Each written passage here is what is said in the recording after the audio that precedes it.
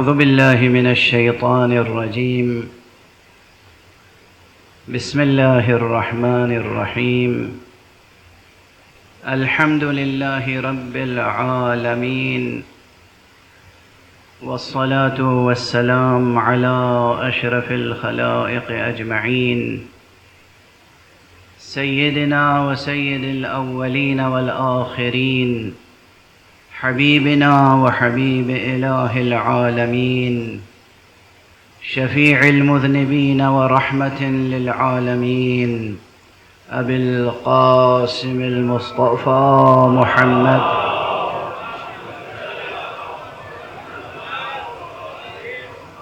وعلى أهل بيته الطيبين الطاهرين الهداة المهديين المعصومين المظلومين، واللعنة الدائمة على أعداء الحق والدين.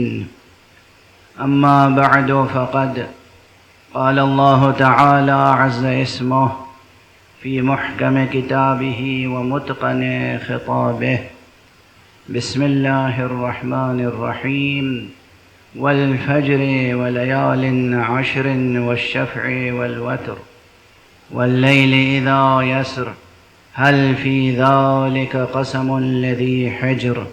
صدق الله العلي العظيم.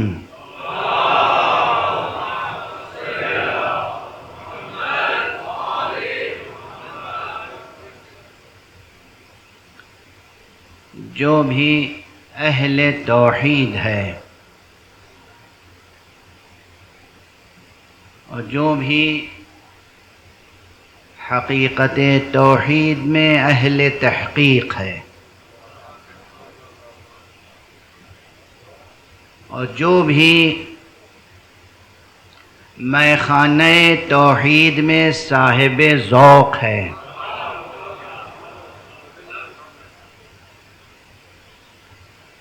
وہ جانتا ہے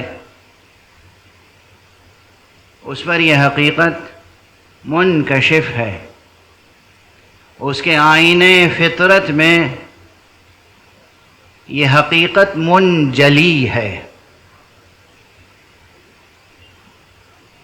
کہ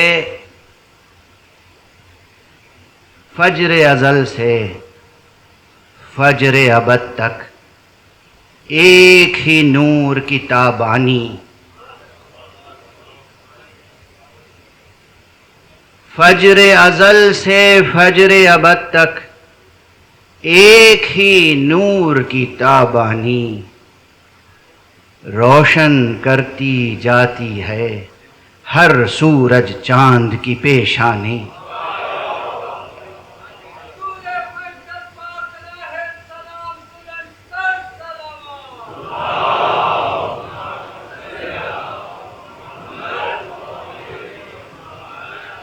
کس قدر توجہ طلب ہے یہ بات، اور کس قدر وجد آفری ہے یہ حقیقت اس مقام سخن پر کہ وہ جو نور السماوات والارض ہے وہ فجر کی قسم کھا رہا ہے۔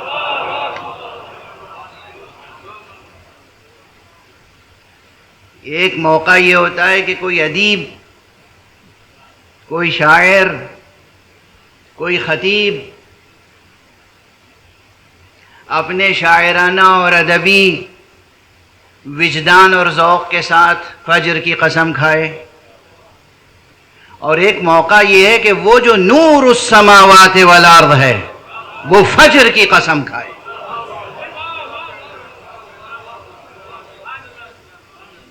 اور ہمارے یہاں پہلے مقام سخن کا تو درک کیجئے، کس مقام سخن سے گفتگو ہے، اور جب وہ کہ جو نور السماوات والارض ہے اور وہی وہ نور ہے جس کی تابانی تمام سورجوں کی پیشانی کو روشن کرتی ہے، تمام ستاروں کی پیشانیوں کو روشن کرتی ہے، بلکہ ذرے ذرے کے دل و جگر کو روشن کرتی ہے، جس نے وہ قادر، وہ نور السماوات والارض، وہ نور السماوات والارض، وہ نور السماوات والارض جس نے نور کو سورج میں روشن کیا اور ذروں میں چھپا کے رکھ دیا۔ صلوات پڑھیے محمد والے۔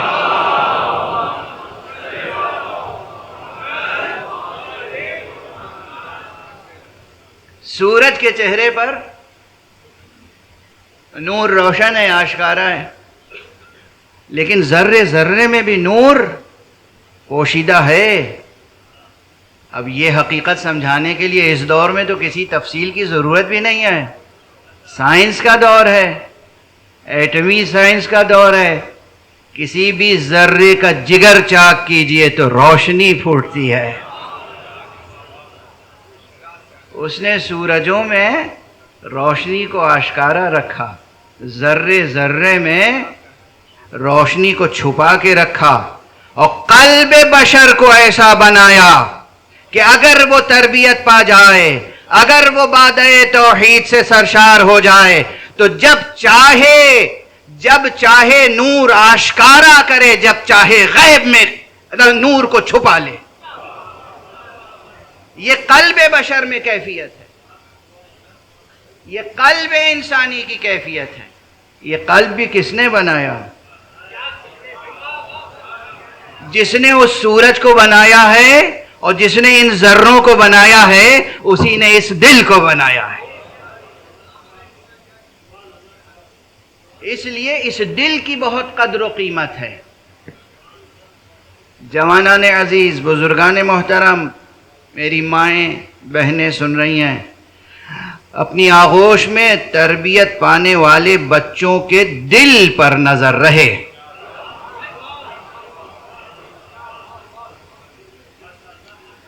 ان کے قلب کی تربیت ہو، ان کے دل پہ نظر رہے۔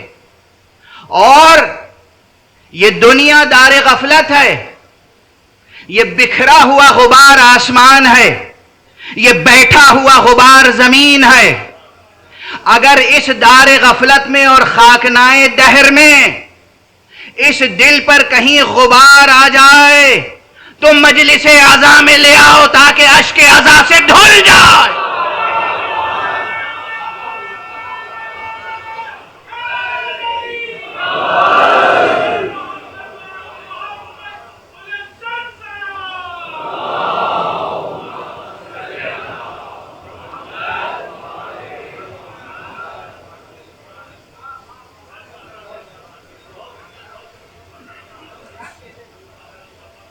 غور کرنا کہ پروردگار نے تمہیں دل تو عطا کیا ہے، یہ آنکھیں کس لیے عطا کی ہیں؟ آنکھیں عطا کی ہیں دیکھنے کے لیے، تو اس میں آنسو کیوں آتے ہیں؟ غور کرنا، آنسو آتے ہیں تو اس کی کوئی حکمت ہوگی، اور آنکھوں کا تعلق دل سے ہے، تو یہ آنسو بیکار نہ جائیں، ان کا کام یہ ہے کہ آئینہ دل پر جلا کرتے رہیں۔ لیکن ہر آنسو آئینہ قلب بشر کو مصفا نہیں بنا سکتا۔ وہی آنسو دل کی تجلی کا سر و سامان کرتا ہے، جو آنسو عشق خدا کے ساتھ غم محمد و آل محمد میں رواں ہوتا۔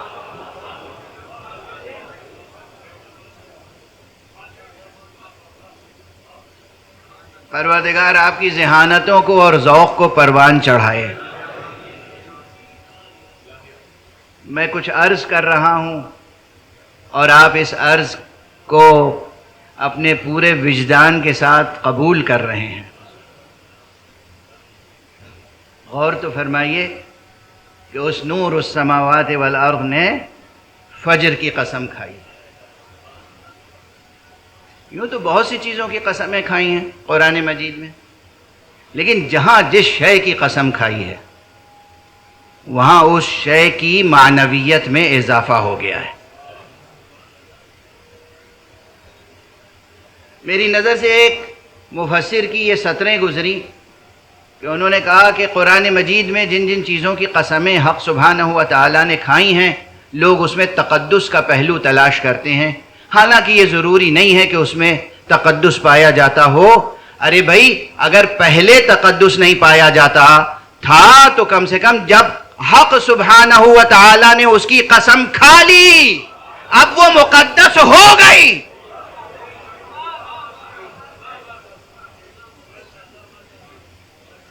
اسی سورہ فجر کی تفسیر میں خامہ فرسائی کی گئی ہے اور یہ جملے اس فقیر کے جو کبھی عرض کیے تھے ذہنوں میں ہوں گے کہ یہ مقام آیات متشابہات میں سے ہے. آیات متشابہات اس میں کوئی شک نہیں. لیکن قرآن مجید کا نظام یہ ہے،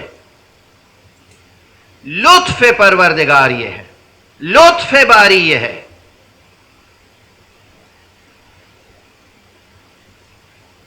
دیکھیے انشاءاللہ آپ میں سے ہر ایک کو سچی محبت کا تجربہ ہوگا،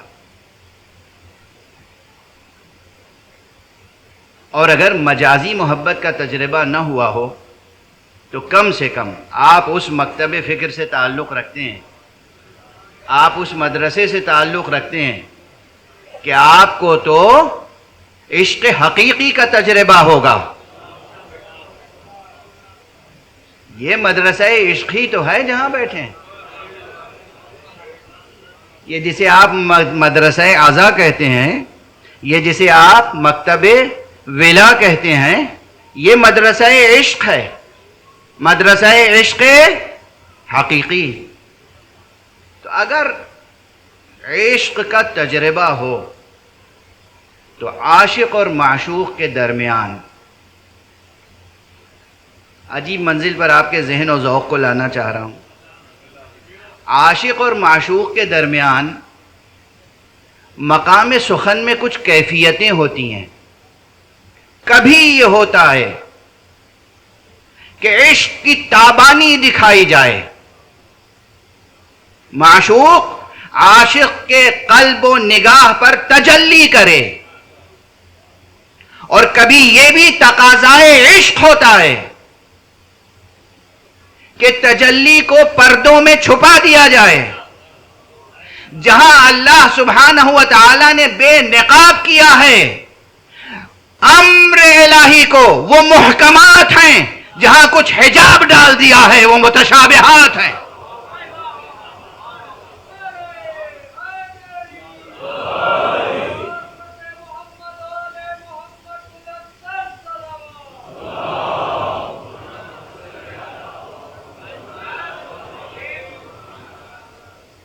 اب آج اس مختصر مجلس میں موقع نہیں ہے کہ اس لطیف نکتے کی مزید وضاحت کی جائے.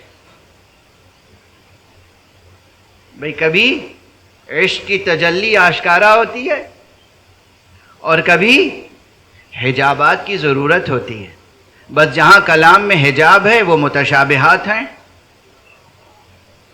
اور جہاں حجاب نہیں ہے وہ مقام محکمات میں سے ہیں.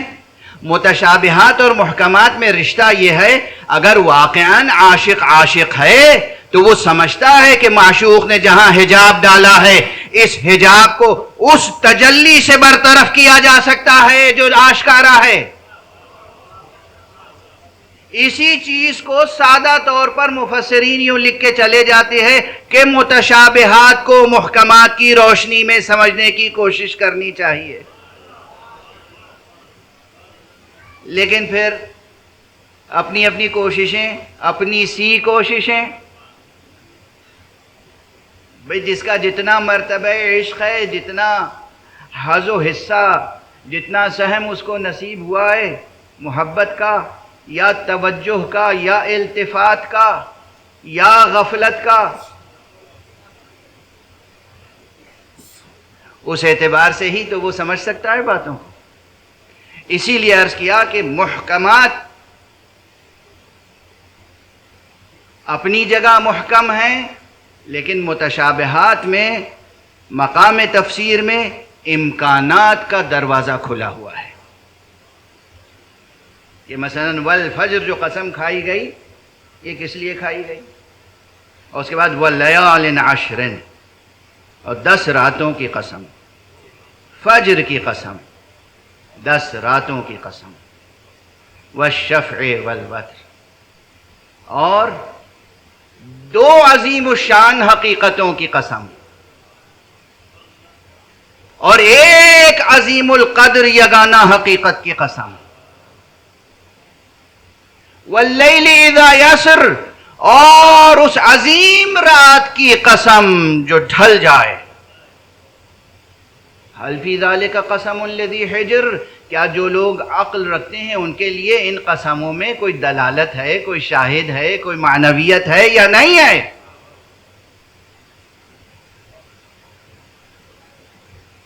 آج اس مجلس میں مختلف اور متفاوت ذوق کے افراد ہوتے ہیں، سب فلسفی تو نہیں ہوتے، سب دیوان معرفت کے ڈکشن پر نظر رکھنے والے نہیں ہوتے، اس لیے گفتگو جو ہے وہ اس طرح کرنی پڑتی ہے کہ کچھ نہ کچھ تبرک معنی سب لے کر جائیں۔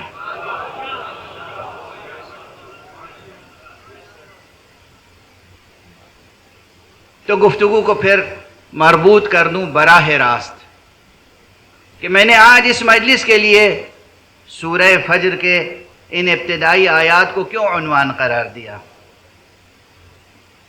کسی اور کا نہیں، کسی رازی کا نہیں، کسی غزالی کا نہیں، کسی کلینی کا نہیں، کسی صدوق قمی کا نہیں، یہ قول حضرت صادق آل محمد علیہ السلام،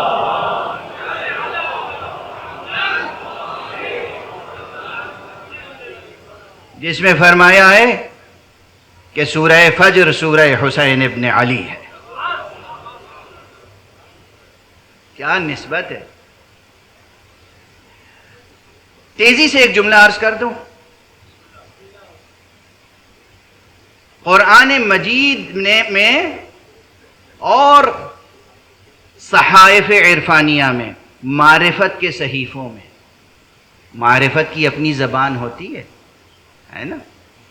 اب میں کیسے جوانوں کو، یہ جو سائنس کے اسٹوڈنٹس ہوں گے یہاں پر، ان کو سمجھاؤں کہ ایک ہی لفظ ہوتا ہے اور اس کے معنی بالکل مختلف ہوتے ہیں۔ اب عام لوگوں کے لیے ٹرانسلیشن کا لفظ کیا ہے؟ یعنی ترجمہ، لفظوں کا ترجمہ، ٹھیک ہے نا، انگریزی سے اردو میں۔ اور جو بچے جینیٹکس میں، بایولوجی میں، جینیٹکس میں کام کرتے ہیں، ان کے لیے پوچھیے گا ٹرانسلیشن کی ڈیفینیشن کیا ہے؟ لفظ ایک ہے مگر معنی میں زمین تا آسمان فرق ہے۔ وہاں وہ کروموزومز کا اپنا ایک ری ایکشن کا سلسلہ ہے جسے ٹرانسلیشن کہتے ہیں، اور یہاں الفاظ کو ایک زبان سے دوسری زبان میں منتقل کرنے کو ٹرانسلیشن کہتے ہیں۔ تو لفظ ایک ہے مگر معنی میں کتنا تفاوت اور فرق ہے۔ اسی طرح ہماری عام زبان میں جو الفاظ ہیں، کبھی کبھی وہی الفاظ معرفت کی کتابوں میں، معرفت کے صحیفوں میں بھی مل جاتے ہیں مگر معنی بہت مختلف ہیں۔ یہاں جب ہم کبھی کہتے ہیں دن اور رات، تو مراد ہے دن اور رات، یہ جو گزر جانے والے ہیں، یہ جو لمحہ لمحہ بکھرتے ہوئے وقت کا مجموعہ ہے، اسے ہم دن اور رات کہتے ہیں۔ اور جب صحیفہ معرفت میں کسی کے لیے دن کا لفظ استعمال ہوتا ہے تو وہ ہمیشہ ہمیشہ سرمدی ثبات کے ساتھ قائم رہنے والے وجود کو کہتے ہیں۔ یعنی کبھی فجر کے بعد طلوع ہونے والے آفتاب اور شام کو غروب ہو جانے والے آفتاب کے درمیان کی ساعتوں کو دن کہتے ہیں، اور کبھی اس ذات کو دن کہتے ہیں کہ جو طلوع ہو جائے تو کبھی غروب نہیں ہوتی۔ صلوات پڑھ دیں محمد۔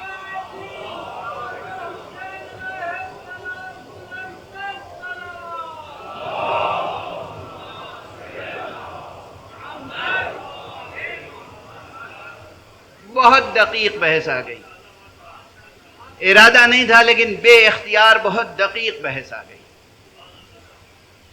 یعنی قرآن جب واللیل کہے تو عجب نہیں کہ کوئی ایسی مقدس ہستی مراد ہو جو ہمیشہ نقاب میں رہتی ہو.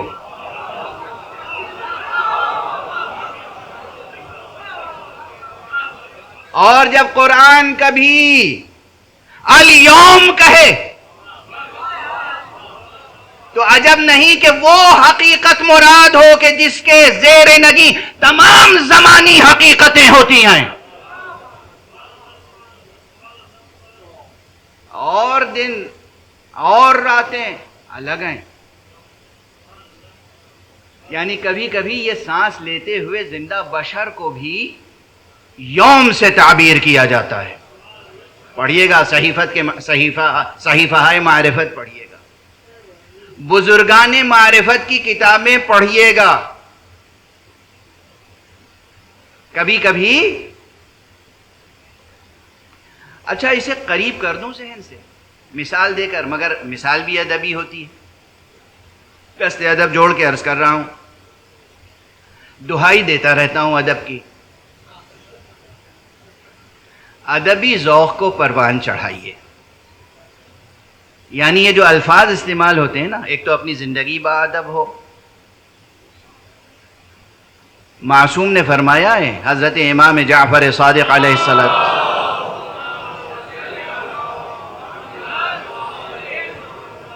اور حضرت جو فرماتے ہیں وہ فرمان ان کا نہیں ہوتا, وہ فرمان نبوی ہوتا ہے. اور فرمان نبوی نہیں ہوتا, صرف وہ ارشاد الہی ہوتا ہے. فرمایا الدین کلہ ادب, دین تو کل کا کل ادب ہے. ادب نفس, ادب روح, ادب ذہن, ادب نگاہ, ادب کلام, یہ سب محیط ہے ادب. تو زندگی با ادب ہو, نفس با ادب ہو, زبان با ادب ہو. اور اگر کہیں بازاروں میں جا کر مجبوراً بازاری زبان استعمال کرتے ہوں تو کم سے کم اتنا تو کرم کریں کہ ارباب ادب کے درمیان بیٹھ کر ادبی اقدار کا پاس و لحاظ رکھیں.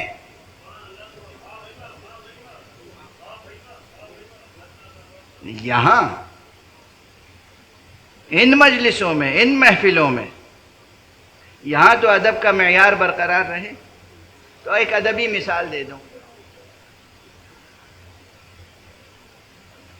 یاد آ گیا ایک جملہ, تو عرض کروں کہ کوئی کہے گا صاحب آپ ادب کی بات کرتے ہیں, ہم تو مزدور ہیں, ہمارا ادب سے کیا تعلق؟ آپ کو معلوم ہے دنیا میں کتنے مزدور دنیا کے بڑے ادیب اور شاعر ہوئے ہیں. انہی لاہور کی گلیوں میں ایک شخص مزدوری کیا کرتا تھا, اینٹیں ڈھوتا تھا اپنے کاندھوں پر, اینٹ اور گاروں سے دیواریں بناتا تھا, مگر اتنا بڑا شاعر ہوا جسے احسان دانش کہتے ہیں. مثال آ گئی تو بچوں کی تربیت کے لیے عرض کر دیا میں. تو ضروری نہیں ہے کہ ادیب اور شاعر یا ادبی ذوق رکھنے کے لیے آپ کو اردو میں, انگریزی میں, عربی میں, فارسی میں پی ایچ ڈی کرنی ہو. زبان کا لحاظ رکھیے, کچھ آپ لحاظ رکھیے, کچھ بھی آپ لحاظ رکھیے, ایک ذرا سا آپ توجہ کے ساتھ لحاظ رکھیے گا نا تو دست قدرت خود آپ کے دل و دماغ کی تربیت فرمائے گا. توجہ رہے. تو جو مثال دے رہا تھا وہ یہ کہ کبھی کبھی ہمارے درمیان سے کبھی کوئی شخص جب اٹھ جاتا ہے, عموماً تو اعتراف تبھی ہوتا ہے نا جب تک جیتا رہتا ہے, خدمتوں کا اعتراف کم ہوتا ہے. جب کوئی اٹھ جاتا ہے تو پھر خدمتوں کا اعتراف ہوتا ہے. تو کوئی ادیب ہے, شاعر ہے, فلسفی ہے, ایجوکیشنسٹ ہے, کوئی سائنٹسٹ ہے, جب چلا جاتا ہے تو آپ کیا کہتے ہیں؟ یہ ایک شخصیت نہیں تھی, یہ ایک عہد کا نام تھا. بہت عام جملہ ہے, بہت عام جملہ ہے نا کہ یہ ایک شخصیت نہیں بھی تھی بھائی, یہ ایک عہد کا نام تھا. اگر آپ کا ذہن یہاں تک پہنچ گیا کہ کبھی کبھی کوئی ایک شخصیت ایک عہد ہو سکتی ہے,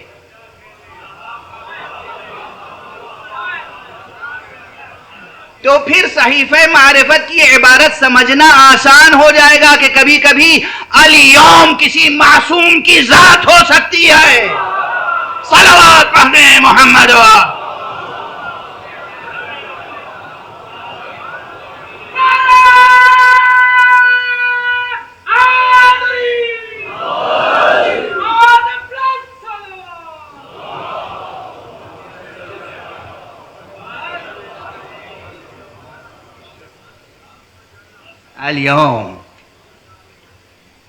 اليوم ذات بنے تو علی کہلاتا ہے، گزرتے ہوئے دن میں ڈھل جائے تو روز غدیر بن جاتا۔ ایک صلوات پڑھ دیجئے محمد والے۔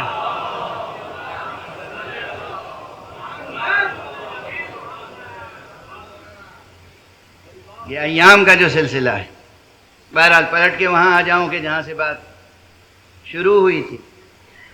قسم کھائی گئی والفجر، فجر کی قسم۔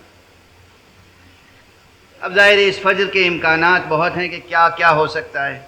فجر ازل ممکن ہے، فجر وجود ممکن ہے، فجر ایجاد ممکن ہے، فجر ظہور علم ممکن ہے، فجر ظہور عصمت ممکن ہے، فجر ظہور خاتمیت ممکن ہے، فجر ظہور ولایت ممکن ہے، فجر ختم نبوت ممکن ہے، فجر ختم ولایت ممکن ہے۔ یہ سب امکانات ہیں۔ یہ ہر ایک ترکیب جو ہے نا، دو کلمات پر مشتمل، یہ ایک ایک تقریر چاہتی ہے۔ اسے گرہ میں باندھ لیجیے گا، اس کی تشریح کے لیے ایک ایک تقریر کم سے کم درکار ہے۔ تو فجر کی تفسیر میں امکانات بہت ہیں۔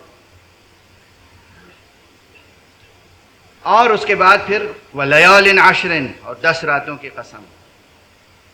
بہت فکر انگیز بات ہے کہ یہ پورے 360 دنوں کے سال میں یہ 10 راتیں کون ہیں جن کی قسم کھائی گئی۔ اور یہ بھی یاد رکھیے گا کہ یہ ازل سے ابد تک جاری و ساری سلسلہ زمان و مکان میں ہر سال یہ 10 راتیں دہرائی نہیں جاتی ہوں گی۔ یہ کچھ 10 راتیں ہیں جو پورے تقویم تخلیق عالم و آدم میں ایک امتیاز رکھتی ہیں، اور اسی لیے قسم کھائی گئی۔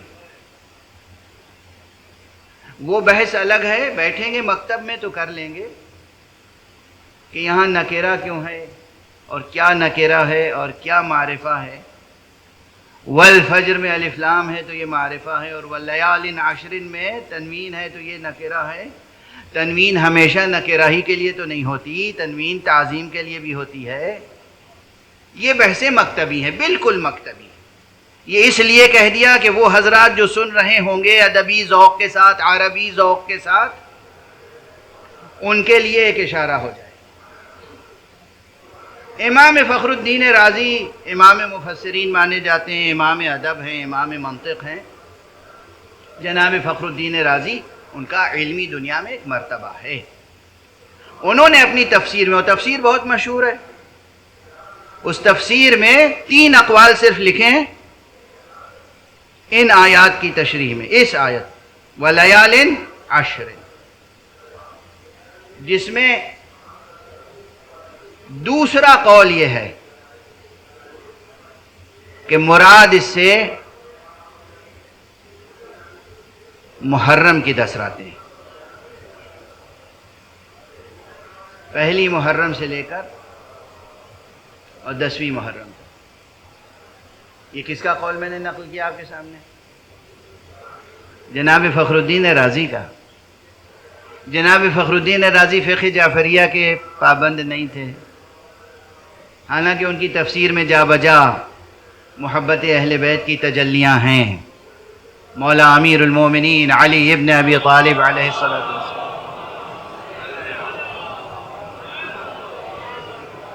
کے فضائل، مناقب، مراتب کی طرف اشارے انہوں نے کیے ہیں، اور یہ بھی ہے کہ حضرت امیر المومنین علیہ السلام پر جو ظلم تاریخ میں ہوا اس کی طرف بھی اشارے ہیں، اور بہت صاف اور صریح لفظوں میں اشارے ہیں۔ جناب فخر الدین رازی کی کتاب تفسیر میں تو انہوں نے ارشاد فرمایا ہے کہ وَلَيَالٍ عَشْرٍ، یہ 10 راتوں سے مراد، ایک قول یہ ہے کہ محرم کی 10 راتیں ہیں جن میں ایک دن، آخری دن روز عاشورہ ہے۔ اب ذرا ٹھہر جائیے یہاں پر۔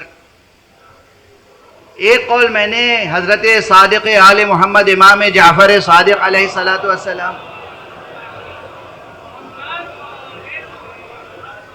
کا نقل کیا آپ کے سامنے، آپ کا ارشاد گرامی، آپ کی حدیث کہ مکمل یہ پورا سورہ حسین ابن علی ہے، والفجر سے لے کر آخر تک 30 آیتیں ہیں اس میں، 30 آیتیں.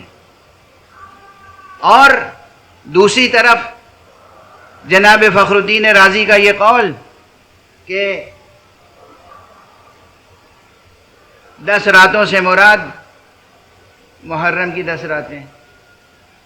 اب آپ توجہ فرمائیے کہ باقی مفسرین کے لیے یہ آسان نہیں ہے کہ وہ محرم کو، کربلا کو، آقا امام حسین علیہ السلام کے تذکرے کو نظر انداز کر کے گزر جائیں یہاں سے.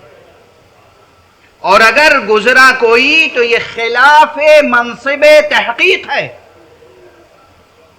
وہ متفق ہو یا متفق نہ ہو، مگر وہ اس مقام سے مکمل طور پر انحراف کر کے نہیں گزر سکتا.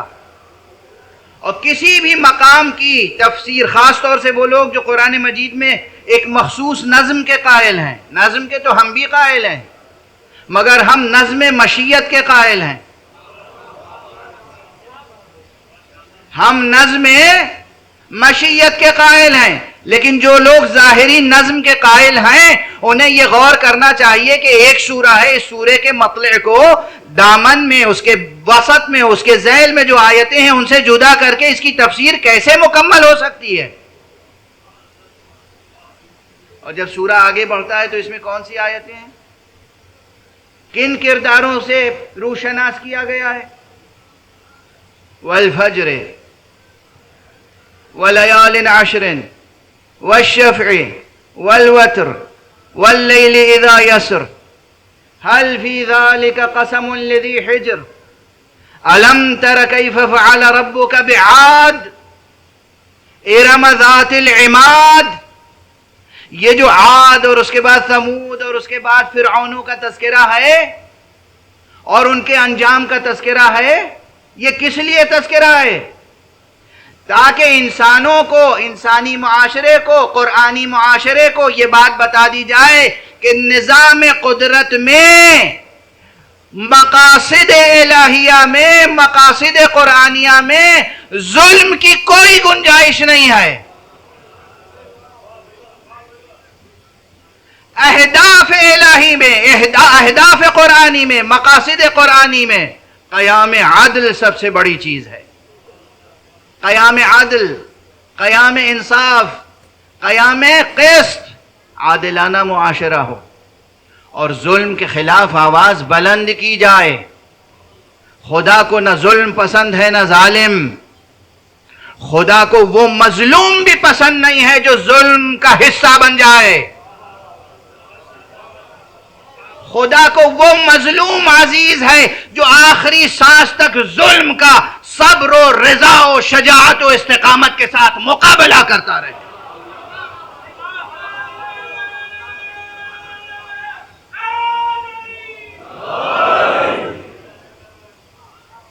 ایک اور بلندتر صلوات پڑھ دیں.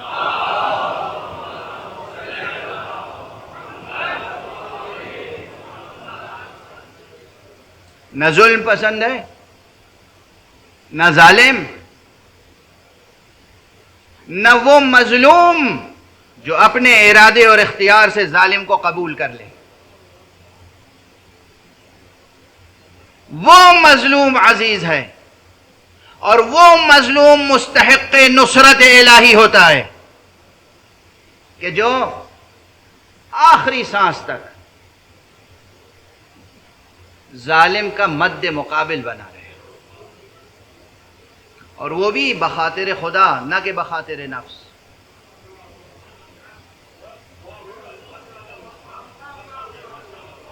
ظالم کا مقابلہ اپنی خاطر نہیں، خدا کی خاطر. یہ خیال رہے. اسی لیے بات میں نے اہل توحید کے کلمے سے شروع کی تھی. جو سچا اہل توحید ہو، جو حقیقت توحید میں اہل تحقیق ہو، جو میں خانہ توحید میں ذوق بادہ گساری رکھتا ہو، وہ جانتا ہے کہ اپنی خاطر، اپنی انا کی خاطر، اپنی ذات کی خاطر کچھ نہیں کیا جاتا. ظالم کا مقابلہ کرو تو خدا کی خاطر.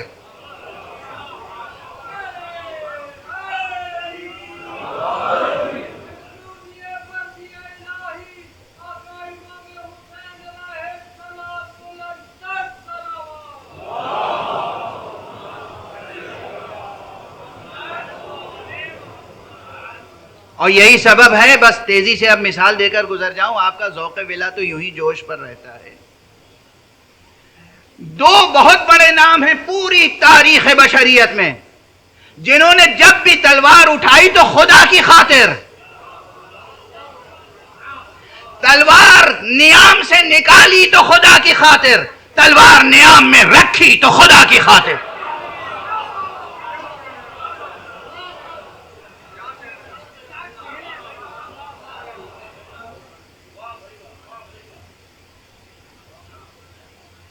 اور آپ کے ذہنوں میں وہ نام روشن ہے. یہ وہ نام ہیں، یہ دونوں نام اتنے روشن ہیں. یاد رکھنا یہ اس فقیر کا جملہ، یہ دو نام اتنے روشن ہیں، اتنے روشن ہیں، اتنے روشن ہیں کہ کائنات مادی کے تمام سورجوں کو گہن لگ جائے تب بھی یہ نام چمکتے رہتے ہیں.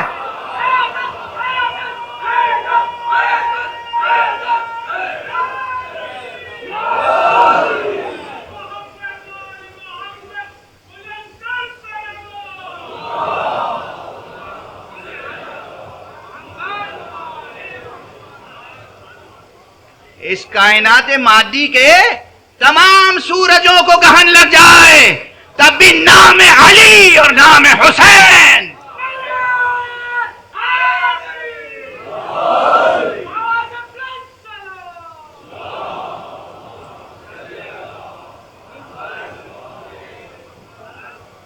یہ دونوں نام روشن رہتے ہیں. اتنی روشنی ہے ان ناموں میں کہ تاریخ کی تاریکی میں ہر ٹھوکر کھانے والا یا علی کہہ لے تو ہدایت کا راستہ کھل جا.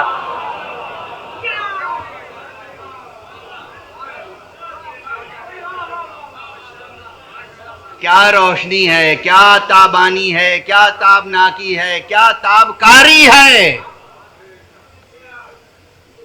کسی کی زندگی میں لگاتار مسلسل اگر تاریک رات چھائی رہے، ایک بار پورے جذبے سے یا علی کہہ کے تو دیکھے.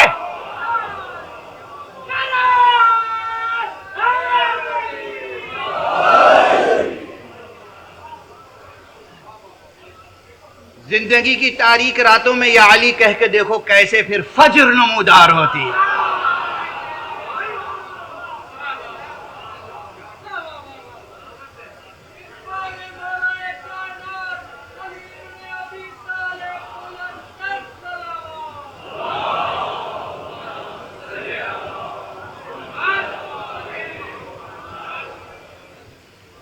تو میں نے عرض کیا تھا کہ یہ وہ نام ہے، وہ روشن نام ہے.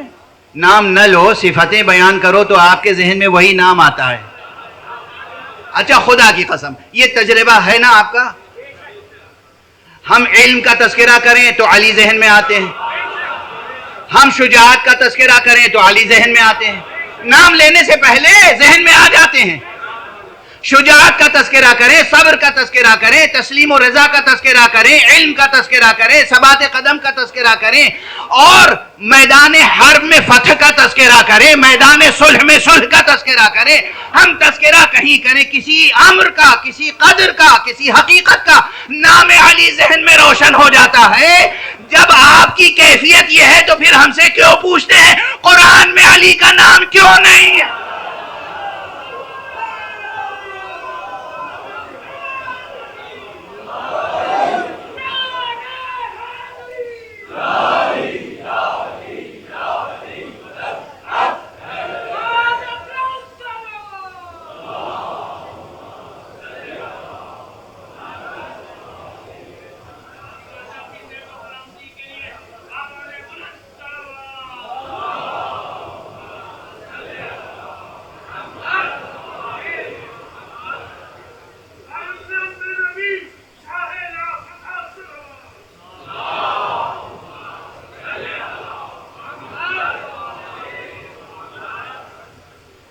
دو ناموں کی تابانی بے نظیر ہے، بے نظیر. تو ایک ہے نام علی. اچھا، انہوں نے تلوار اٹھائی تو خدا کے لیے، تلوار نیام میں رکھی تو خدا کے لیے. میں یقیناً یہ روایت مجھے بہت عزیز ہے، اس لیے میری زبان سے پہلے بھی سن چکے ہوں گے آپ. میدان جنگ ہے، علی ابن ابی طالب علیہ الصلاۃ والسلام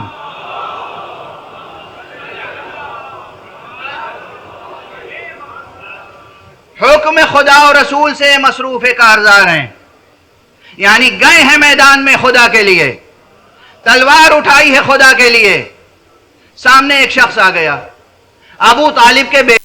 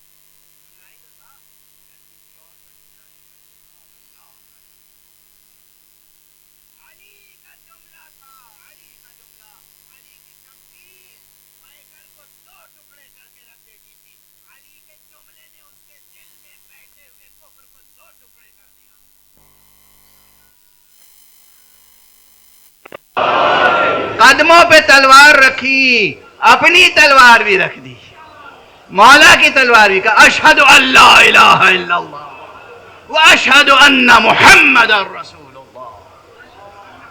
صلوات پڑھ دیں محمد وآلہ.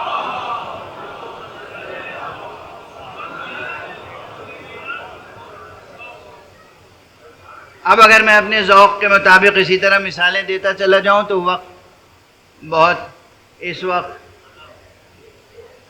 درکار ہوگا، اس لیے بس دامن بیان کو سمیٹتا ہوں. جو شان مولا امیر المومنین کی ہے وہی شان مولا امام حسن کی ہے، وہی شان مولا امام حسین کی. یہ تلوار اٹھاتے ہیں تو خدا کے لیے، تلوار نیام میں رکھتے ہیں تو خدا کے لیے. کربلا میں جتنی دیر تک حسین نے تلوار اٹھائی مشیت کی خاطر، یہاں تک کہ ایک موقع آیا جسے کہتے ہیں کہ جیسے آقا حسین کے کانوں میں ایک صدا آئی، یا ایتھا النفس المطمئنہ ارجعی الی ربک راضیۃ مرضیہ.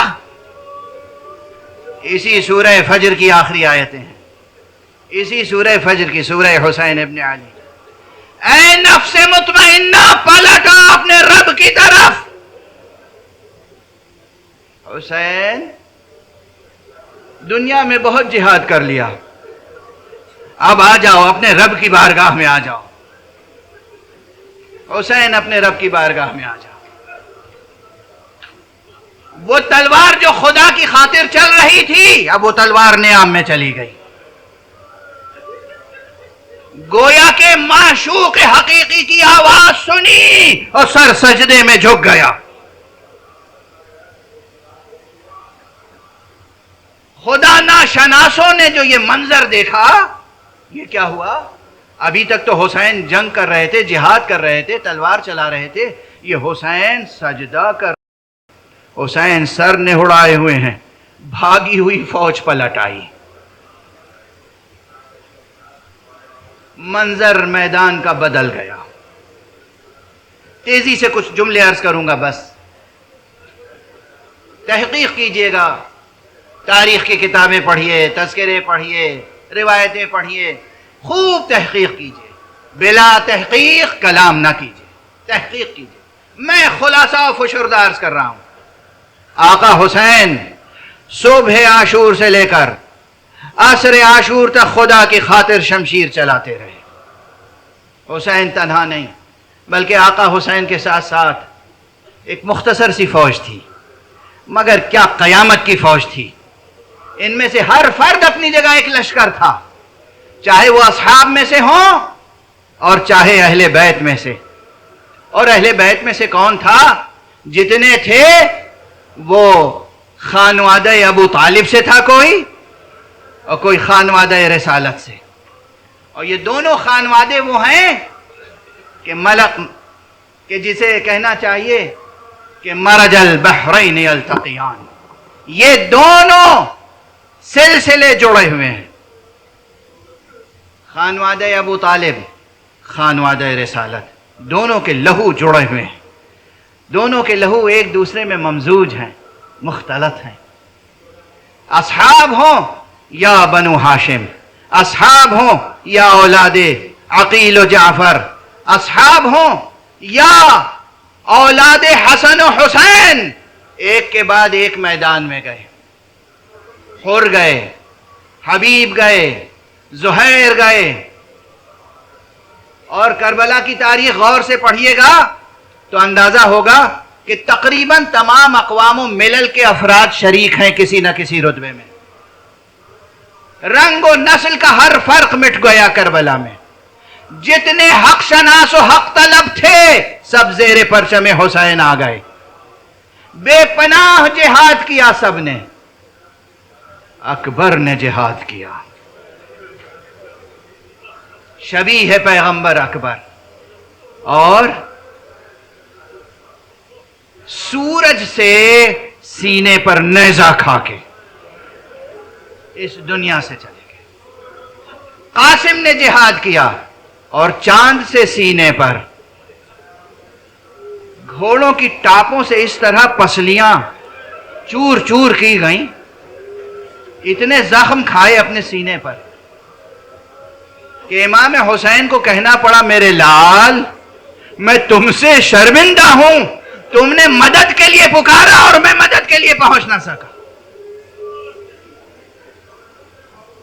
اور یہ محضر جہاد و شہادت وہ ہے کہ جہاں اکبر اور قاسم اور عون و محمد سے لے کر اصغر تک، وہ 6 ماہا، وہ شیرخوار حسین کا، وہ بھی ایک مجاہد تھا۔ اور کربلا میں اکبر اصغر سے کمتر نہ تھے اور اصغر اکبر سے کمتر نہ تھے۔ سب قربانیاں پیش کرنے کے بعد آخری قربانی سرکار سید الشہداء کی تھی۔ آخری قربانی سرکار سید الشہداء کی تھی۔ مجھ میں اب طاقت نہیں ہے کہ تمام مناظر اور تمام مراحل گزارش کروں، بس یہ کہ آقا نے جیسے ہی سر نہڑایا ہے، ایک تیر آیا جو آقا کے سینے پہ لگا۔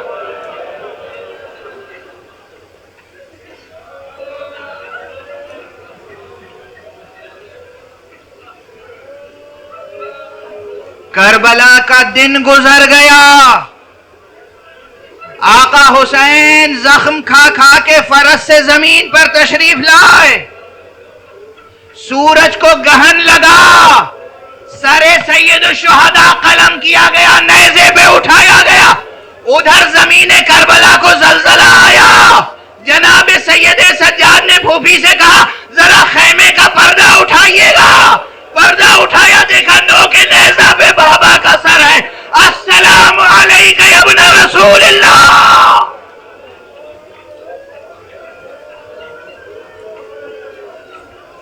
کربلا میں شام غریبہ آ گئی۔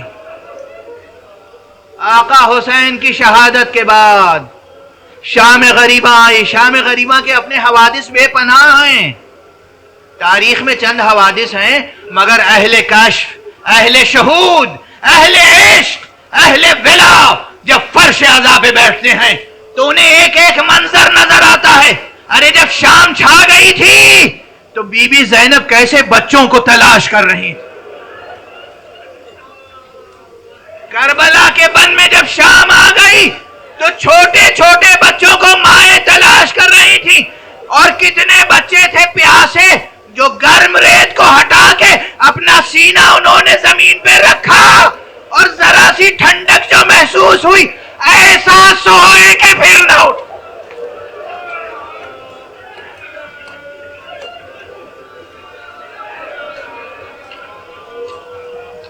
غریبان آل محمد کی شام، عاشقان خدا کی غربت کی شام، کیا ہولناک شام تھی، مگر اس ہولناک، وحشتناک، دردناک، المناک رات میں حسین کا بیٹا علی ابن الحسین زین العابدین سید سجاد نے کس طریقے سے دنیا کی وحشتوں کو دور کیا، اپنا سر خاک پر رکھا، پیشانی سجدہ خالق میں رکھی، اور ایک ہی جملہ تھا، لا الہ الا اللہ حقا حقا، لا الہ الا اللہ ایمانا و تصدیقا، لا الہ الا اللہ عبودیتا و رقا، سجدت لک یا رب عبودیتا و رقا، تعبدا و رقا۔